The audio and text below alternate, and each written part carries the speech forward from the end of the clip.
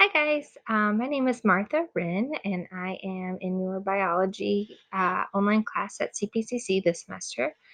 Um, this is my attempt at explaining cellular communication after studying it this week. It was a lot to take in, so hopefully I don't butcher this too terribly badly.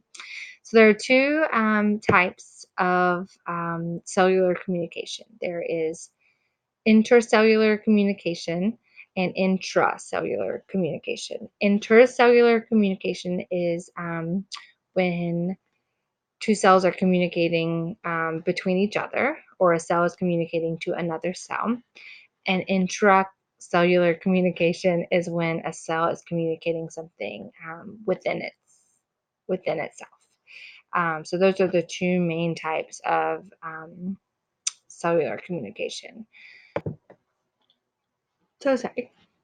Within those, there are four types of signalings, which, to the best I can tell, is just how they say, like, how a cell is talking to something else. So there's autocrine signaling, which is the signaling when a cell is communicating something within itself or to itself. And then there's the signaling across gap junctions, which is exactly what it sounds like. It's when a cell targets another cell to communicate with that's located across the gap junction.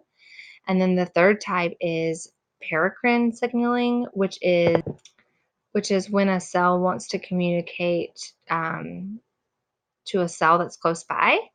And then the last type of signaling is endocrine signaling, which is when a cell wants to communicate something with another cell that's down the bloodstream, when it has to travel through the bloodstream to get to the other cell.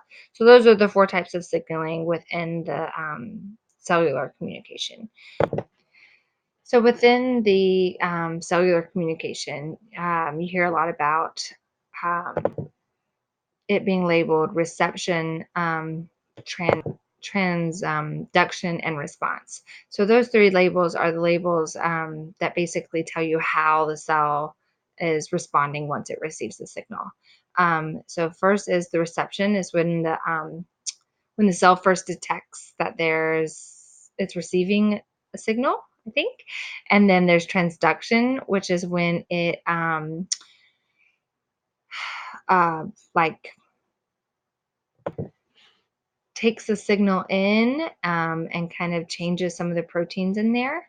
And then there's response, which is when it actually is able to respond to the signal and change whatever needs to be changed, or receive that signal and act on it. So those are the three labels to the communication that we read a lot about this week. And I think I described them okay, maybe. Um, um, what am I forgetting? Oh, the different types of receptors. So there are three, I think, main types of receptors. First, um, first there's the enzyme receptors, and they are exactly what they sound like. They are used to activate an enzyme.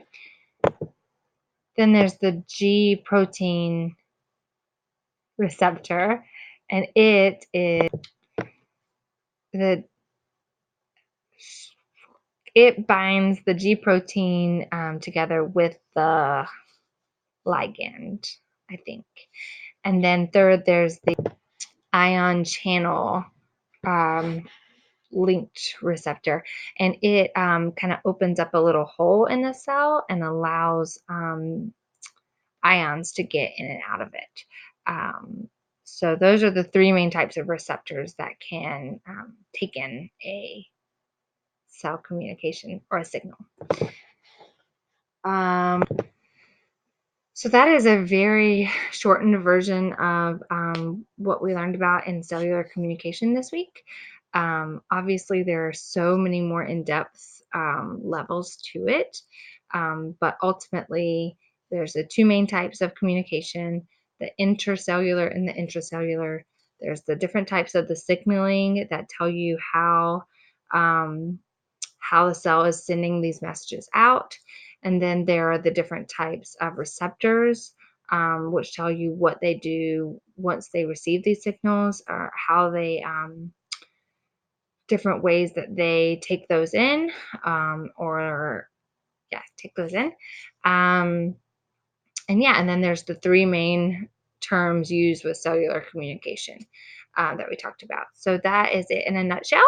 And I hope that this wasn't too terrible. And I look forward to seeing the rest of you guys. Have a good night.